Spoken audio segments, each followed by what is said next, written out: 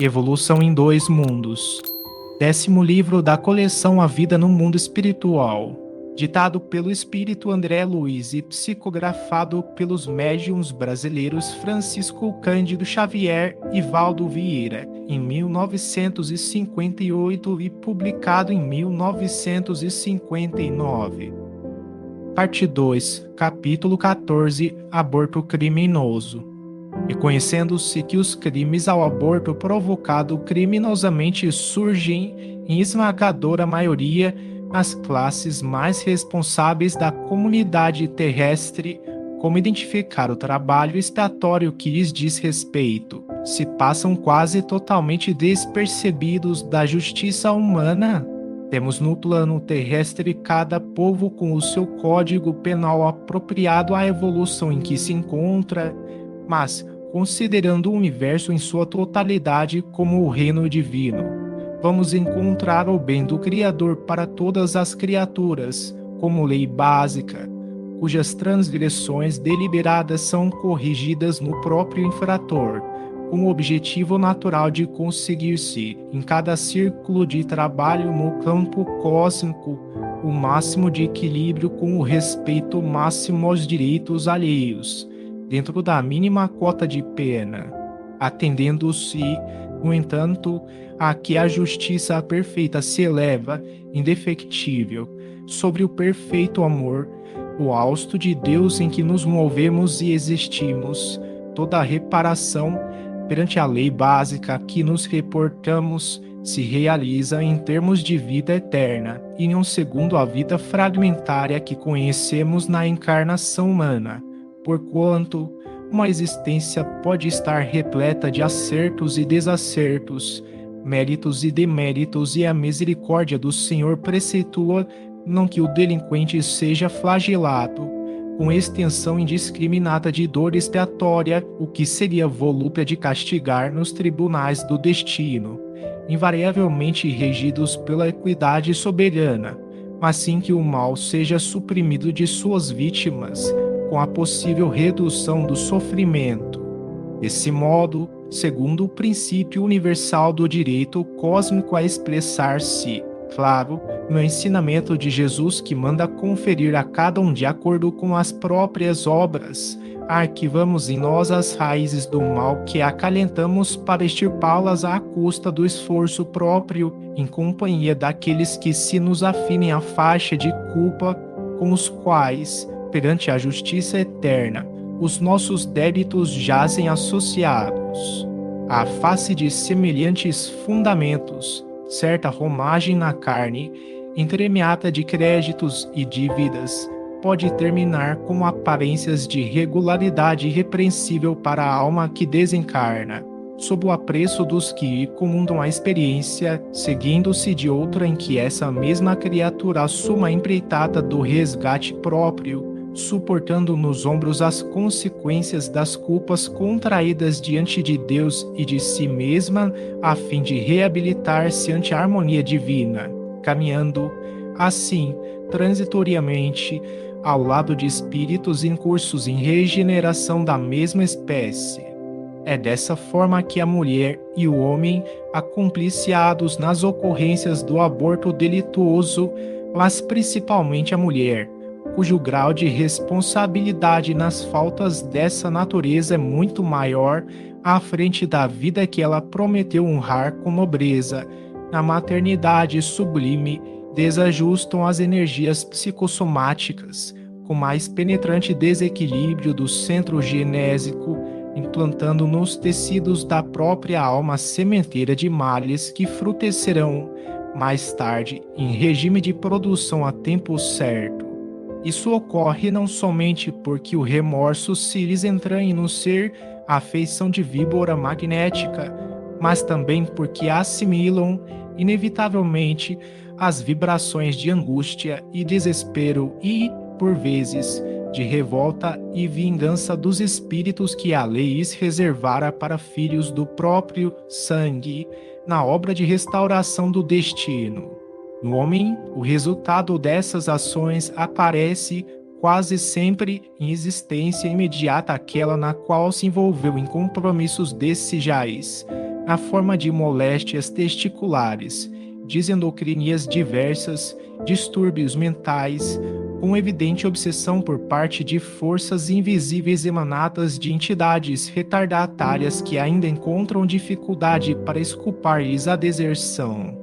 Nas mulheres, as derivações surgem extremamente mais graves. O aborto provocado, sem necessidade terapêutica, revela-se matematicamente seguido por choques traumáticos no corpo espiritual, tantas vezes quantas se repetir o delito de lesa maternidade, mergulhando as mulheres que o perpetram em angústias indefiníveis. Alenta a morte, de vez que, por mais extensas se lhes façam as gratificações e os obséquios dos espíritos amigos e benfeitores que lhes recordam as qualidades elogiáveis, mas se sentem diminuídas moralmente em si mesmas, com o centro genésico desordenado e infeliz, assim como alguém debitamente admitido num festim brilhante, carregando uma chaga que a todo instante se denuncia. Essa arte ressurge na vida física, externando gradativamente na tessitura celular de que se revestem a disfunção que podemos nomear como sendo a miopracia do centro genésico atonizado, padecendo logo que reconduzidas ao curso da maternidade terrestre as toxemias da gestação.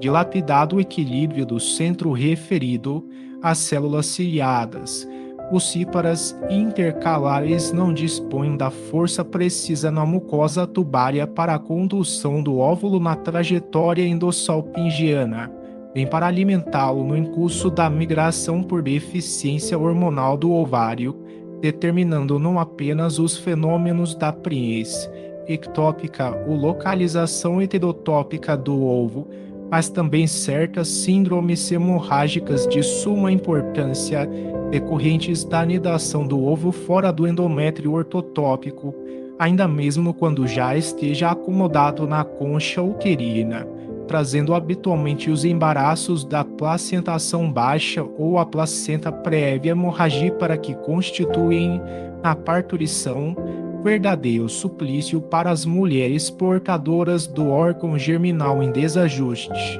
Enquadradas na arritmia do centro genésico, outras alterações orgânicas aparecem, flagelando a vida feminina, como sejam o descolamento da placenta utópica, por hiperatividade histolítica da velocidade corial, a hipocinesia uterina, favorecendo a germicultura do estreptococo ou do gonococo, depois das crises endometríticas puerperais, a salpingite tuberculosa, a degeneração cística do córeo, a salpingoflorite, em que o edema e o exudato fibrinoso provocam a aderência das pregas da mucosa tubária, preparando o campo propício às grandes inflamações anexiais, em que o ovário e a trompa experimentam a formação de tumores purulentos que os identificam no mesmo processo de desagregação, as síndromes circulatórias da gravidez aparentemente normal,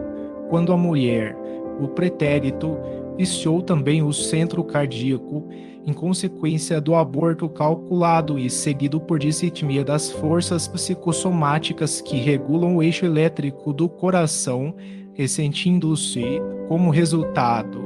na nova encarnação em pleno surto de gravidez, da miopracia do aparelho cardiovascular, com aumento da carga plasmática na corrente sanguínea por deficiência no orçamento hormonal, daí resultando graves problemas da cardiopatia consequente. Temos ainda a considerar que a mulher sintomizada com os deveres da maternidade na primeira ou, às vezes, até na segunda gestação,